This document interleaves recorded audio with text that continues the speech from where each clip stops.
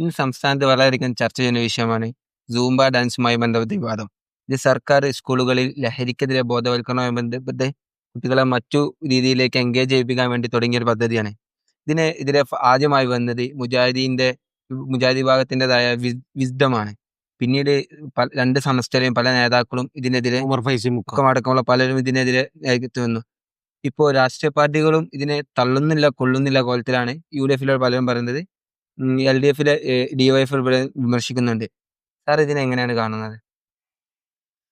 നമ്മുടെ നാട്ടില് ഇത്തരത്തിൽ സത്യത്തിൽ ജനത്തിനോ അല്ലെങ്കിൽ ഈ പറയുന്ന കുട്ടികൾക്കോ ഒന്നും യാതൊരു ഉപകാരവുമില്ലാത്ത ഇത്തരം വിഷയങ്ങൾ ചർച്ച ചെയ്യാൻ തുടങ്ങിയിട്ട് വർഷങ്ങളായി എന്നുള്ളതാണ് എൻ്റെ അഭിപ്രായം. അതായത് കോറായിട്ടുള്ള ഇഷ്യൂസ് ഇല്ലാതെ ശരിക്കും ഇഷ്യൂ അല്ലാത്ത കാര്യങ്ങൾ ചർച്ച ചെയ്യുക. ഞാൻ ആദ്യമേ സിമിലിയോട് ചോദിക്കും, ഈ നമ്മുടെ സ്കൂളിലെ പാഠ്യപദ്ധതി പരിഷ്കരണവുമായി ബന്ധപ്പെട്ട് 12 കൊല്ലത്തോളം ചില പോളിടെക്നിക്കുകളുടെ സിലബസ് പരിഷ്കരിക്കായിരുന്നു നമ്മൾ ചർച്ച ചെയ്യേണ്ടത്. നമ്മൾ നേരെ തിരിച്ചൊന്ന് ആലോചിക്കണ്ടേ? നമ്മുടെ മഹാരാജാസ് കോളേജിൽ, എറണാകുളത്തുള്ള മഹാരാജാസ് കോളേജിൽ പഠിപ്പിക്കുന്ന MA ഇക്കണോമിക്സും അതുപോലെ ജവഹർലാൽ നെഹ്റു യൂണിവേഴ്സിറ്റി പഠിപ്പിക്കുന്ന MA ഇക്കണോമിക്സും ഒരേ സിലബസിൽ വലിയ വ്യത്യാസമൊന്നുമില്ല. ഓക്കെ, പക്ഷെ അവിടുത്തെ കുട്ടികൾ എന്തുകൊണ്ടാണ് കൃത്യമായിട്ട് എക്കണോമിക്സ് പഠിക്കുന്നത്? കാരണം അവിടുത്തെ കുട്ടികളോട് ബഡ്ജറ്റ് എന്താ വരുന്നതെന്ന് ചോദിച്ചാൽ അറിയാം. ബാക്കിയുള്ള നിരവധി വിഷയങ്ങൾ അവർക്ക് എക്കണോമിക്സുമായി ബന്ധപ്പെട്ട് അറിയാം. നമ്മുടെ ഇവിടെ 5 കൊല്ലത്തോളം എക്കണോമിക്സ് പഠിക്കുന്ന, മാത്തമാറ്റിക്സ് പഠിക്കുന്ന കുട്ടികൾ ഏറ്റവും കുറച്ച് സംസാരിക്കുന്നത് അതിനെക്കുറിച്ചായിരിക്കും. എന്ന് പറഞ്ഞാൽ ക്വാളിറ്റേറ്റീവ് ആയിട്ടുള്ള ഒരു തരത്തിലുള്ള ഡിസ്കഷൻ ചർച്ചയും നമ്മുടെ സമൂഹത്തിൽ ഇല്ല. പക്ഷെ നമ്മളെക്കുറിച്ച് തന്നെ പറഞ്ഞുകൊണ്ടിരിക്കുന്നത് പ്രബുദ്ധരാണ് എന്നുള്ളതാണ്. ഇതാണ് ഒന്നാമത്തെ കാര്യം. ഇനി രണ്ടാമത്തെ കാര്യം എന്ന് പറഞ്ഞാൽ ഈ സൂംബ ഡാൻസിന്റെ കാര്യത്തിലൊക്കെ ഉള്ളത് വെറും ശുദ്ധ വിവരക്കേടാണ്. എന്ന് പറഞ്ഞാൽ ഇപ്പൊ വിസ്ഡം എന്നൊക്കെ പറഞ്ഞ ആ സംഘടനയുടെ പേരെങ്കിലും മാറ്റണമെന്നാണ് എനിക്ക് പറയാനുള്ളത്. കാരണം വിസ്ഡം എന്നൊക്കെ പറഞ്ഞാൽ ബുദ്ധി എന്നാണ്. അത്തരത്തിൽ ബുദ്ധിയില്ലാത്ത ആളുകളാണ് ഇത് നയിച്ചുകൊണ്ടിരിക്കുന്നത്. പിന്നെ മുഷാവറ അംഗങ്ങളിലൊക്കെ പറഞ്ഞ സമസ്തയുടെ അംഗങ്ങളൊക്കെ ഉണ്ട്. അവരെ പണ്ഡിത സഭ എന്നൊക്കെയാണ് വിളിക്കുന്നത്. അവരെ യഥാർത്ഥത്തിൽ പണ്ഡിത സഭ എന്നുള്ളത് ചെറുതായിട്ടൊന്ന് മാറ്റിയിട്ട് പാമര സഭ എന്ന് വിളിക്കേണ്ടതാണ്. അത്തരത്തിലാണ് ഉമർ ഫൈസി മുക്കമൊക്കെ. ഇതിൽ ആദ്യം നിങ്ങൾ എടുത്തു നോക്കൂ, സ്കൂൾ ടൈമിങ്ങിന്റെ മാറ്റത്തെക്കുറിച്ച് ഇവർ എതിർത്തിരുന്നു. സ്കൂൾ ടൈമിങ്ങിന്റെ മാറ്റം, അതായത് 8 മണി മുതൽ 1 മണി വരെയൊക്കെ എത്ര വിപ്ലവകരമായ മാറ്റമായിരുന്നു ഷിമിലി. കാരണം അതിരാവിലെ തന്നെ ഒരു റോഡുകളിലുള്ള തിരക്ക് തന്നെ കുറയും. കുട്ടികൾക്കാണെങ്കിലും ഒരു 8 മണിക്ക് പോയിട്ട് 1 മണിക്ക് വന്നിട്ടുണ്ടെങ്കിൽ പിന്നെ അവർക്ക് നിരവധി ഫ്രീ ടൈം കിട്ടും. കുറെ കൂടി നന്നായി കളിക്കാനും കളിച്ച് തോക്കാനും അങ്ങനെ തോൽവികൾ ഏറ്റുവാങ്ങാനും ഒക്കെ അവർ പഠിക്കും. ഈ കാര്യത്തെ ആദ്യം തന്നെ ആരാണ് തുടക്കം വെച്ചത്? മദ്രസ ടൈമിംഗ് പ്രശ്നമാകുമെന്ന് പറഞ്ഞിട്ടാണ് ഇത് തുടക്കം വെച്ചത്. ഇനി അടുത്ത എന്താണ്? ജെൻഡർ ന്യൂട്രൽ യൂണിഫോം എന്ന് പറയുന്ന ഒരു കാര്യം കൊണ്ടുവന്നു. ഈ ജെൻഡർ ന്യൂട്രൽ യൂണിഫോമിൽ ഇതുപോലെ തന്നെ കുട്ടികളും ആൺകുട്ടികളൊക്കെ ഒരേപോലുള്ള യൂണിഫോം ഇട്ട് അവർ വളരെ സന്തോഷകരമായി തുള്ളിച്ചാടുന്നത് നമ്മൾ കണ്ടു.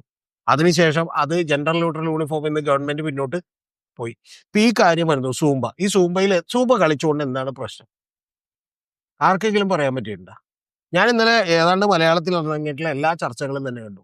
ഈ സൂംബ എവിടെയാണ്? ലാറ്റിൻ അമേരിക്കയിൽ ഉണ്ടായതാണ്, അതെങ്ങനെയാണ് വന്നത് എന്നുള്ളതൊന്നും ഞാൻ പറയുന്നില്ല. അതൊക്കെ അബദ്ധത്തിൽ കണ്ടുപിടിച്ചൊരു കാര്യമാണ്. മനസ്സിലായി? ഒരു പാട്ടില്ലാത്തതുകൊണ്ട് തന്നെ വേറൊരു പാട്ടിട്ട് സൂംബ കളിക്കാൻ തുടങ്ങിയതാണ്. ഇതിൽ പറഞ്ഞേക്കുന്ന വാചകങ്ങളാണ് അടുത്തത്. അത് എന്താണെന്ന് വെച്ചിട്ടുണ്ടെങ്കിൽ ഈ ആണും പെൺകുട്ടികളും കൂടി അല്പവസ്ത്രധാരികളായി ഇടകലർന്ന് കളിക്കുന്ന ഡാൻസാണ് ഇതെന്നുള്ളതാണ്. എന്റെ സംശയം പുള്ളി എന്താണ് കണ്ടതെന്നാണ്. പുള്ളി കണ്ട ആ വീഡിയോ ഏതാണെന്ന് നമുക്ക് ആദ്യം തന്നെ അയച്ച് തരട്ടെ. ഈ വിസ്ഡം ഗ്രൂപ്പിനൊക്കെ പുള്ളി പറഞ്ഞ് കണ്ട വീഡിയോ ഏതാണ്? പുള്ളി വേറെ ഏതോ വീഡിയോ ആണ് സത്യത്തിൽ കണ്ടേക്കുന്നത്. അല്ലാതെ നമ്മൾ നേരെ പോകുമ്പോഴത്തേക്കും മറ്റേ കുട്ടികൾക്കെല്ലാം സ്വിമ്മിങ് സ്യൂട്ടും കൊടുത്തു വിടുന്നുണ്ട് അല്പവസ്ത്രധാരികളായിട്ട് ഇത് കളിക്കാൻ. അവർ യൂണിഫോം ഇട്ട് തന്നെയാണ് ഇത് കളിക്കുന്നത്. ഇതൊരു സ്ട്രെസ് റിലീഫിനുള്ള ഒരു കായിക അഭ്യാസമാണ്. അത് കുട്ടികൾക്ക് തീർച്ചയായിട്ടും നല്ലതാണ്. അതിനൊപ്പം ഡാൻസ് കൂടി ഉണ്ടാകുമ്പോൾ അവർക്ക് മടുക്കില്ല. അതാണ് അതിന്റെ കാര്യം. അപ്പൊ അതുകൊണ്ട് ലഹരിയെ നിയന്ത്രിക്കാൻ പറ്റുമോ എന്നൊക്കെ ചോദിച്ചാൽ ലഹരിയെ നിയന്ത്രിക്കാൻ പറ്റില്ല. പക്ഷെ അതൊരു ഒരു മാർഗമാണ്. കാരണം ഒരു സ്ട്രെസ് റിലീഫിനുള്ള ഒരു മാർഗം. ഇതായി കാണാതെ ഈ പോഴന്മാരായിട്ടുള്ള ആളുകൾ ഈ പുള്ളി പിന്നെ ഉമർ ഫൈസി മുക്കത്തിനൊക്കെ പല വലിയ സെന്റൻസുകളൊക്കെ ഉണ്ട്. എന്ന് പറഞ്ഞിട്ടുണ്ടെങ്കിൽ തട്ടമിടാതെ ആളുകൾ അഴിഞ്ഞാടുകയാണെന്നാണ് പറഞ്ഞത്. തട്ടമിടാത്തവരൊക്കെ അഴിഞ്ഞാട്ടക്കാരികളാണെന്നാണ് സ്മൃതി പരുത്തിക്കാടിന് കൊടുത്തൊരു ഇന്റർവ്യൂവിൽ ഈ പറയുന്ന പോലെ പറഞ്ഞേക്കണം സമസ്തയുടെ ഒരു നേതാവ്. മറ്റൊരു കാര്യത്തിൽ അവർ പറഞ്ഞേക്കണം എന്താണെന്നറിയാമോ? എന്നിട്ട് ഫുട്ബോൾ താരങ്ങൾ ആരാധിക്കരുത്, അത് ഇസ്ലാമിന് വിരുദ്ധമാണെന്നാണ്. പാട്ടും ഡാൻസും പോലും ഇസ്ലാമിക വിരുദ്ധമാണെന്ന് പ്രചരിപ്പിക്കുന്ന താലിബാനിലേക്കുള്ള ആളുകളുണ്ട്. അവിടെ പാട്ട് പാടിയിട്ടുണ്ടെങ്കിൽ ജസ്റ്റ് നാക്ക് പൊട്ടിക്കളെ, അത്രേ ഉള്ളൂ, സിമ്പിൾ. മനസ്സിലായ? പിന്നെയും പാടിയ തലപൊട്ടിക്കളെ. അപ്പൊ അത്തരത്തില് ഈ പറയുന്ന ഇങ്ങനെയുള്ള പല കലാപരിപാടികളൊക്കെ നടന്നുകൊണ്ടിരിക്കുന്നു. ഇത്തരത്തിലുള്ള ആളുകളാണ് ഇവിടുത്തെ ഇന്ത്യയിലെ മുസ്ലിംസ് എന്ന് പറഞ്ഞുകൊണ്ടാണ്, ഒരു ഭീതി ജനിപ്പിച്ചുകൊണ്ടാണ് അപ്പുറത്ത് സംഘപരിവാരം വലിയ തോതിൽ പ്രചരണം നടത്തുന്നത്. ഇവര് സത്യത്തിൽ എനിക്ക് തോന്നുന്നത് സംഘപരിവാറിന്റെ ബി ടീമായിട്ടാണ് എനിക്ക് തോന്നുന്നത്. ഇനി ഇതിന് ഇവർക്ക് വല്ല ഫണ്ടും ചെയ്യുന്നുണ്ടോ, ഇവരെ വിളിച്ച് ഇന്നലെ രാത്രി ആരെങ്കിലും ഇത് പറഞ്ഞിട്ടുണ്ടോ എന്ന് ചിന്തിക്കണം. കാരണം ഇങ്ങനെ പറയുമ്പോഴാണ് മറ്റവർക്ക് വലിയ തോതിൽ ഇത് ശക്തി പകരുക. അല്ലാതെ ഒരു കുട്ടികൾ പോയി സൂമ്പ് കളിച്ചോട്ടെ. ഇനി ഇത് മെക്സവൻ എന്ന് പറഞ്ഞൊരു സംഘടന ഒരു എക്സസൈസുമായിട്ട് വന്നല്ലോ, ഒരു എയ്ഡ് എക്സസൈസ്. ആ എക്സസൈസിന്റെ കാര്യത്തിലും ഇതുപോലെ തന്നെ കാന്തപുരം അബൂബക്കർ മുസ്ലിയാരുടെ ഒരാൾ. പക്ഷെ അന്നൊക്കെ ഞാനടക്കം വീഡിയോ ചെയ്തപ്പോൾ ഞാൻ അവരെ അനുകൂലിച്ച വീഡിയോ ചെയ്തു. ഞാനടക്കം സംശയിച്ചിരുന്നു ഇതിൽ ഏതെങ്കിലും തരത്തിലുള്ള തീവ്രവാദ ഗ്രൂപ്പുകളൊക്കെ ഉണ്ടോന്ന്. പക്ഷെ ഇവരുടെ പ്രശ്നമൊന്നുമല്ല ഷിബിലി, ഇവരുടെ പ്രശ്നം ഒറ്റ പ്രശ്നമാണ്, ആണും പെണ്ണും കൂടി എന്ത് ചെയ്യാൻ പാടില്ല, ഇടകലരാൻ പാടില്ല. ഇടകലർന്നാൽ എന്താ സംഭവിക്കുക എന്ന് ഷിബിലിക്ക് അറിയും. ഇവരുടെയൊക്കെ പണി പോകും. ഈ മതം ഇങ്ങനെ പിടിച്ചു നിർത്തണം എന്നുള്ളത് ആരുടെ ഉത്തരവാദിത്തമാണെന്ന് ഷിബിലിക്ക് അറിയും. ഇവരുടെയൊക്കെ ഉത്തരവാദിത്തമാണ്. കാരണം ഇവര് അതിന്റെ പേരിൽ പണിയെടുക്കാതെ ജീവിക്കുന്ന ആളുകളാണ്. അല്ലെങ്കിൽ അതിന്റെ പേരിലാണ് ഇവർക്ക് റെസ്പെക്ട് കിട്ടുന്നത്, അല്ലെങ്കിൽ ഇവർക്ക് വല്ല കഴിവുണ്ട്. ഇപ്പൊ സെർജി ബുക്ക പോൾ വാൾട്ടിന്റെ ചാമ്പ്യനാണ്, ശോഭന നന്നായിട്ട് ഡാൻസ് കളിക്കും, മഞ്ജു വാര്യർ നന്നായിട്ട് അഭിനയിക്കും, മോഹൻലാൽ അഭിനയിക്കും എന്നൊക്കെ പറഞ്ഞ് നമ്മൾ ഈ മത നേതാക്കന്മാരെയൊക്കെ എടുത്തു നോക്കും. ഏതെങ്കിലും തരത്തിൽ ഈ മത തീവ്രത പറയുന്ന സംഘടനക്കാരെ മുഴുവൻ എടുത്തു നോക്കും. അവർക്ക് ഇത് മാത്രമേ അറിയാൻ, അവരുടെ പണി പോവും. ഇപ്പൊ രാഹുൽ ഈശ്വരൻ എന്ന് പറയുന്ന വേറൊരു ഈശ്വരനുണ്ട്. ശരിക്കും പറഞ്ഞാൽ പുള്ളിനെ രാഹുൽ ഈശ്വരൻ എന്നല്ല, രാഹുൽ ചെകുത്താൻ എന്ന് വിളിക്കണ്ട. രാഹുൽ ഈശ്വരൻ എല്ലാ തവണയും വന്നിട്ട് ഇവിടെയുമല്ല അവിടെയുമല്ല വെള്ളത്തിലുമല്ല കരയിലുമല്ല എന്നുള്ള ആൾക്ക് സംസാരിക്കും. ഇതിന്റെ കാര്യം എന്താണെന്നറിയാമോ? ശബരിമലയിലുള്ള തന്ത്രി കുടുംബത്തിന് അവകാശം കൊടുത്തേക്കണേ. അതായത് ഒരു കുടുംബത്തിന് ശബരിമലയിലുള്ള ഒരു അവകാശം കൊടുത്തേക്കണ തന്ത്രി കുടുംബത്തിന്, അത് രാഹുൽ ഈശ്വരന്റെ കുടുംബത്തിലാണ്. അപ്പൊ മതം ഇവിടെ ഉണ്ടാവുകയും മതവിശ്വാസം ഉണ്ടാവുകയും ശബരിമല നിലനിൽക്കുകയും കൂടുതൽ വിശ്വാസികൾ അങ്ങോട്ട് എത്തുകയും ചെയ്യുമ്പോൾ ആരുടെ വരുമാനം കൂടും? അതിന്റെ സർട്ടൈൻ പെർസെന്റേജ് ആർക്ക് കൊടുക്കണം? ഈ പറയുന്ന തന്ത്രി കുടുംബത്തിലേക്ക് കൊടുക്കണം. വരുമാനമായി പോവുകയാണ്. മനസ്സിലായോ? ഇപ്പൊ രാജീവ് കണ്ടന്റ് ഇരിക്കണ്, നേരത്തെ വേറൊരു കണ്ടന്റ് ഇരുന്നിരുന്നു. അപ്പൊ അത്തരത്തിലുള്ള പല ആളുകളുമാണ് ഇരിക്കുന്നത്. എന്ന് പറഞ്ഞാൽ ഇവർക്ക് വെറുതെ ഫ്രീ ആയിട്ട് പുട്ടടിക്കാൻ വേണ്ടിയിട്ട് കൂടുതൽ കാശുകൾ കിട്ടിക്കൊണ്ടിരിക്കും. ഇതാണ് ഇതിന്റെ കാര്യം. അത് സമസ്തയാണെങ്കിലും ശരി, മറ്റേതെങ്കിലും സംഘടന ആണെങ്കിലും ശരി, ഈ മതപരമായ കാര്യങ്ങളിലെ തെറ്റിപ്പോകുമ്പോൾ ഇവര് പേടിക്കുന്നതിന്റെ കാര്യം എന്താ വെച്ചാൽ ഇവരുടെ വരുമാനം മുട്ടും, ഇവരുടെ കഞ്ഞൂടി അതിനല്ല വേറെ കാര്യമൊന്നുമില്ല. പിന്നെ 10ാം ക്ലാസ്സിൽ ഫുൾ A+ മേടിച്ച ഒരു പെൺകുട്ടിയെ സ്റ്റേജിലേക്ക് വിളിച്ചപ്പോഴാണ് സമസ്തയുടെ AT അബ്ദുള്ള മുസ്ലിയാർ പറഞ്ഞത് 10ാം ക്ലാസ്സിലെ കുട്ടിയെ സ്റ്റേജിലേക്ക് വിളിക്കാൻ പാടില്ല, വിളിക്കണമെങ്കിൽ തന്നെ അച്ഛനെ വിളിച്ചുകൂടെന്ന് ചോദിക്കണം. ഇനി ആ സ്റ്റേജിൽ വെച്ച് തന്നെ ഉണ്ടായ വേറൊരു സംഭവം ഉണ്ട്. അതിൽ പാണക്കാട് തങ്ങൾ കുടുംബത്തിലെ മുസ്ലിം ലീഗിന്റെ ജില്ലാ പ്രസിഡന്റ് ആ വേദിയിലുണ്ട്. മനസ്സിലായോ? ഇനി വേറൊരാളുണ്ട് അവിടെ നിന്ന് വെച്ചാൽ അയാളെ സമ്മതിച്ചിരിക്കണം. എന്താണെന്നറിയാമോ? അയാളോട് ചോദിച്ചു, നീയാളാ പെൺകുട്ടിയോട് ഇങ്ങനെ വരാൻ പറഞ്ഞതെന്ന് ചോദിച്ചു. അയാളാണ് കൃത്യമായിട്ട് അനൗൺസ് ചെയ്ത് വിളിക്കണേ, നമുക്ക് കേൾക്കാതെ. അപ്പൊ തന്നെ ഇയാൾ പറയണേ, ഞാൻ വിളിച്ചിട്ടില്ല, എന്റെ കൊച്ചിനോട് പോലും ഞാൻ വീട്ടിൽ ഇരിക്കാൻ പറഞ്ഞു എന്ന് പറഞ്ഞാൽ പച്ച നോണ അപ്പൊ തന്നെ പറയണേ. അപ്പൊ അതുകൊണ്ട് ഇതൊന്നും ദൈവത്തിന്റെയോ മതത്തിന്റെയോ പേരിലുള്ളതല്ല. മതത്തിന് ചില അടിസ്ഥാനപരമായി ചില കാര്യങ്ങൾ മതത്തിനകത്തുണ്ട്. എന്ന് പറഞ്ഞാൽ ഇങ്ങനെ ആണും പെണ്ണും തമ്മിൽ ഇടകലർന്ന് നിൽക്കാൻ പാടില്ല എന്നൊക്കെയുള്ള കാര്യങ്ങളുണ്ട്. അപ്പൊ അതുകൊണ്ട് തന്നെയാണ് ഇവര് മറകെട്ടി അപ്പുറവും ഇപ്പുറവും വെക്കണം. പക്ഷെ ഇതൊക്കെ പരാജയപ്പെടുന്ന ഈ കാലഘട്ടത്തിൽ ഇനി ഇതൊന്നും പിടിച്ചു നിർത്താൻ പറ്റില്ല. മനസ്സിലായോ? ബിഗ് ബോസിൽ പോണ ചില താരങ്ങൾ ഈ പറയുന്ന പോലെ തട്ടമിടാത്തതിനെ കുറിച്ചൊക്കെ ഇവർക്കൊക്കെ പല എതിരഭിപ്രായങ്ങളുണ്ട്. പക്ഷെ മിണ്ടാൻ പോലും പറ്റില്ല. കാരണം എന്താ അറിയാമോ? അവരുടെ അനുയായികൾ ഇവരെക്കാൾ കൂടുതലാണ്. മനസ്സിലായ? അപ്പൊ അത്തരത്തില് ഇവരെല്ലാം പേടിക്കുന്നത് ഇവരുടെ മറ്റേ കഞ്ഞുകുടി മുട്ടുമോ, ഇവരുടെ വീട്ടിൽ അരി മേടിക്കലിന് വിശദമായിട്ട് 5 സ്റ്റാർ ഹോട്ടലുകളിൽ സുഖമായി താമസിച്ച് സുന്ദരമായി ജീവിക്കാനുള്ള ഒരു വഴിയാണ്. ഇനി ഷിബിലിയോട് മറ്റൊരു കാര്യം പറയാം. അബ്ദുള്ള ഹസൻ മദനി PDPയുടെ 5 സ്റ്റാർ ഹോട്ടലുകളിൽ താമസിച്ച് വളരെ ലാവിഷായിട്ട് എന്ത് ചെയ്യുമായിരുന്നു? ജീവിച്ചു കൊണ്ടുകൊണ്ടിരുന്നതാണ്. എങ്ങനെ ജീവിച്ചത്? നമ്മള് യഥാർത്ഥത്തിൽ യൂസഫലി തുടങ്ങിയ പോലെ പുള്ളി 200 ഷോപ്പ് തുടങ്ങിയിട്ട് അതിൽ നിന്നുള്ള കാശ് കൊണ്ട് ജീവിച്ചാണ്. ആണോ? അംബാനി ചെയ്ത പോലെ, അദാനി ചെയ്ത പോലെ. ഈ അദാനി അംബാനിയൊക്കെ ഭൂഷകളാണെന്നിട്ട് നമ്മൾ പറയും. പക്ഷെ അവരൊക്കെ ഒരു മിനിറ്റ് ഒരു സെക്കൻഡ് പോലും കളയാതെ പണിയെടുക്കുന്ന ആളുകളാണ്. മനസ്സിലായോ? ചെറുപ്പത്തിലേക്ക് എന്റെ പോലും വിചാരം ഉണ്ടായത് അംബാനി, ടാറ്റ, ബിർള എന്നൊക്കെ പറയുമ്പോൾ അവരൊരു കസേരയിൽ ഇരുന്ന് അങ്ങോട്ടും ഇങ്ങോട്ടും കറങ്ങിയാൽ മതി എന്നാണ്. സത്യത്തിൽ 10 പേരുടെ സ്ഥാപനം നടത്തിക്കൊണ്ടുവരുന്നതിന്റെ ബുദ്ധിമുട്ട് എനിക്കറിയാം. 25-30 പേരുടെ സ്ഥാപനം നടത്തിക്കൊണ്ടുവരാൻ നമ്മൾ എത്രത്തോളം പണിയെടുക്കേണ്ടത് നമുക്ക്. അപ്പൊ 5000, 10000, 25,000 എംപ്ലോയീസ് ഉള്ളവന്റെ ബുദ്ധിമുട്ട് എന്തായിരിക്കും? 1 മണിക്കൂർ 5 മണിക്കൂറായ എംപ്ലോയീസ് വെറുതെ ഇരുന്ന് അവൻ കുത്തുവള എടുത്തു. മനസ്സിലായോ? അപ്പൊ അവൻ ഇത്ര കഷ്ടപ്പെടണ്ടാവും. ഈ ധീരുഭായ് അംബാനി തന്നെ സ്വന്തം മകനോട് പറഞ്ഞിട്ടുണ്ട്. അതായത് ടെലികമ്മ്യൂണിക്കേഷനിൽ ബിസിനസ് തുടങ്ങാൻ വേണ്ടി മുകേഷ് അംബാനിക്ക് താല്പര്യമുണ്ടെന്ന് പറഞ്ഞപ്പോൾ അദ്ദേഹം പറഞ്ഞത് 15 മിനിറ്റ് സമയം ഞാൻ തരുമെന്നാണ്. ഏത് സ്വന്തം അച്ഛൻ മകനോട് പറഞ്ഞ 15 മിനിറ്റ് സമയം തരും.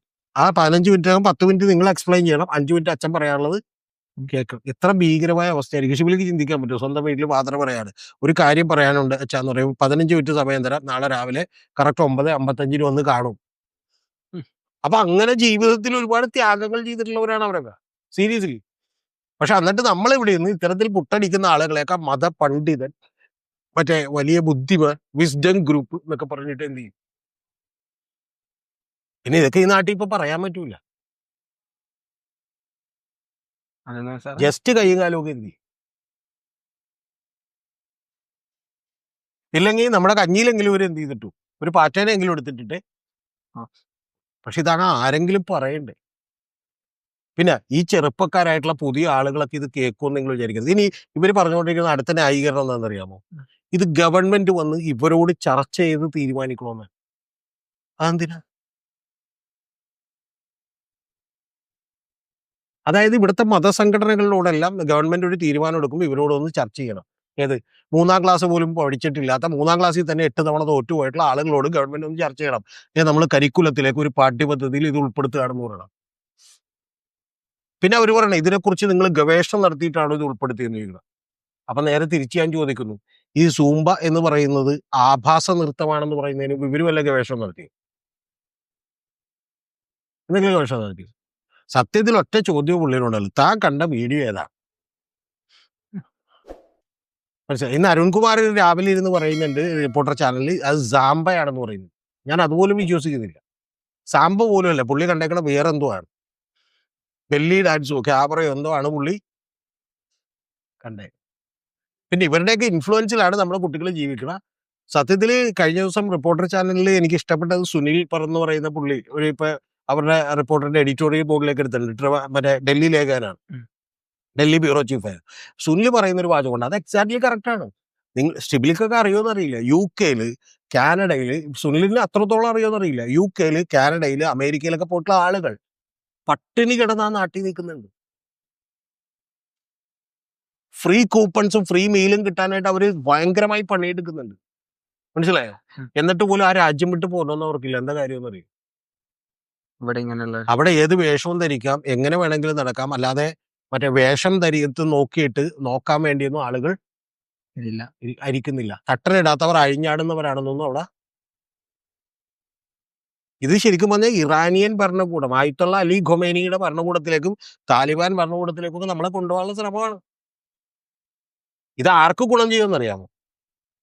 ആർക്കാണ്? ഇത് വലിയ ഗുണം ചെയ്യാൻ പോണത് BJPക്ക്,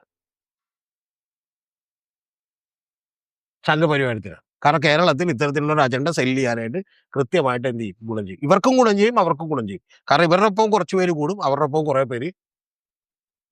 അപ്പൊ അതുകൊണ്ട് ഗുണം ഉണ്ടാകാൻ പോണത് തീർച്ചയായിട്ടും ഈ രണ്ട് കക്ഷികൾക്കാണ്. അവർക്ക് ഇനിയും വലിയ പണിയൊന്നും എടുക്കാതെ സുഖമായിട്ട് ഇരുന്ന് ഇതുപോലെയുള്ള വിവരക്കേടുകൾ രാവിലെ ഉച്ചയ്ക്കും വൈകുന്നേരവും വന്ന് വിളിച്ച് പറഞ്ഞാൽ മതി. സത്യത്തിൽ ഇന്നലെ വെള്ളാപ്പള്ളി നടേശനും സംഘപരിവാരത്തിനൊക്കെ വലിയ സന്തോഷത്തിലായിരിക്കും. കാരണം ഇപ്പൊ കറക്റ്റായി. വെള്ളാപ്പള്ളി നടേശൻ കഴിഞ്ഞ ദിവസം പറഞ്ഞില്ലേ, മലപ്പുറത്ത് നിലമ്പൂര് വന്ന് പ്രസംഗിച്ചെന്താ, ഇവിടെ ഈഴവരി ശ്വാസം മുട്ടി ജീവിക്കണേന്ന് പറഞ്ഞു. വലിയ തോതിലപ്പോ ശരിക്കും പറഞ്ഞാൽ പുള്ളിക്കൊക്കെ വലിയ സന്തോഷമുണ്ട്. ആഹാ, അപ്പുറത്തെ സൈഡിൽ നിന്ന് ഒരു ചെറിയ നീക്കമുണ്ടായാലും അത് ഇപ്പുറത്തും കൂടി എന്ത് ചെയ്യും? ഉപകാരപ്പെടും. അപ്പൊ അതുകൊണ്ട് എന്റെ തോന്നൽ എന്താണെന്ന് വെച്ചിട്ടുണ്ടെങ്കിൽ, ഇവര് സംഘപരിവാരത്തിന്റെ ആളുകൾ വന്ന് ഇവരെയൊക്കെ കണ്ടിട്ടുണ്ടെന്ന് തോന്നണം. ഈ മറ്റേ ബുക്കം, അതുപോലെ മറ്റേ ഇതുപോലെയുള്ള ഗുത്തുബി, കുറെ ആളുകളുണ്ടല്ലോ, കുറെ ബേസിക്കലി ഒരു വിവരമില്ലാത്ത കുറെ ആളുകൾ, അവര് ശരിക്കും പറഞ്ഞാൽ വന്ന് കണ്ടിട്ട് പറഞ്ഞിട്ടുണ്ടെന്ന് തോന്നാം. എന്തെങ്കിലും ചില്ലറ, ചിലപ്പോ എന്തെങ്കിലും മധുരമൊക്കെ കൊടുത്തിട്ടേ ചിലപ്പോൾ പറഞ്ഞിട്ടുണ്ടാവും, അതെ നിങ്ങൾ എന്തെങ്കിലും വൃത്തികേടൊക്കെ പറഞ്ഞ് ഒന്ന് കുളമാക്കി തരും, ഞങ്ങൾ എന്ത് ചെയ്യട്ടെ. അപ്പൊ യഥാർത്ഥത്തിൽ ഇവരൊന്നുമല്ല ഈ പറയുന്ന സംഘപരിവാരത്തിനെയും ഇവിടുത്തെ ഹിന്ദുത്വ അജണ്ടയൊക്കെ ചെറുക്കാൻ പോണത്. അത് യഥാർത്ഥത്തിലുള്ള മുസ്ലിംസ് മനസ്സിലാക്കിയാൽ കൊള്ളാം. അല്ലാതെ ഈ വഴിയിലേക്ക് പെട്ടുപോയാൽ വലിയ തോതിൽ ഡാമേജ്.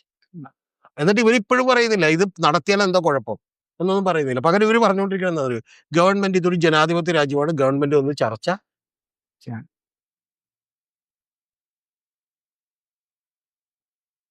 ഈ CPM സർക്കാരിനെ അങ്ങോട്ട് മാറ്റിയിട്ട് BJP സർക്കാരിനെ വെച്ചാൽ BJP സർക്കാരെല്ലാം ഒന്ന് ചർച്ച ചെയ്യൂല. ചർച്ച ചെയ്യുവാ? ഇല്ല. കേന്ദ്ര ഗവൺമെന്റ് എല്ലാ ദിവസവും രാവിലെ വന്നിട്ട് വരൂ, HRD മിനിസ്ട്രിയിൽ നിന്നാണ്, വരൂ മിസ്റ്റർ ഗുദ്വി കമോൺ, അതുപോലെ തന്നെ മുക്കം കമോൺ എന്ന് പറഞ്ഞിട്ട് മുക്കമായിട്ട് ഇത് ചർച്ച ചെയ്യുക.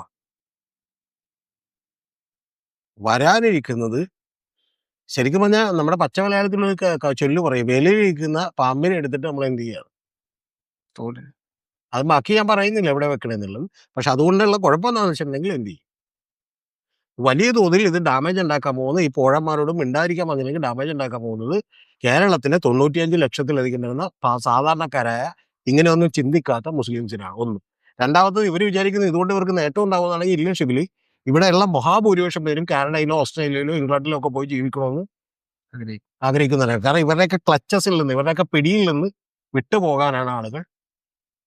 മനസ്സിലായി? അവിടെ കിടന്ന് പട്ടിണി കിടന്ന് മരിച്ചോളാം, അവിടെ രണ്ടാക്കിടെ പൗരന്മാരായിട്ട് കണക്കൂട്ടണം, ഇതൊക്കെ ചെയ്താൽ പോലും കുഴപ്പമില്ലാതെ വിചാരിക്കണം. അതുകൊണ്ടാണ്. അതാണ് ഇതിന്റെ കാര്യം.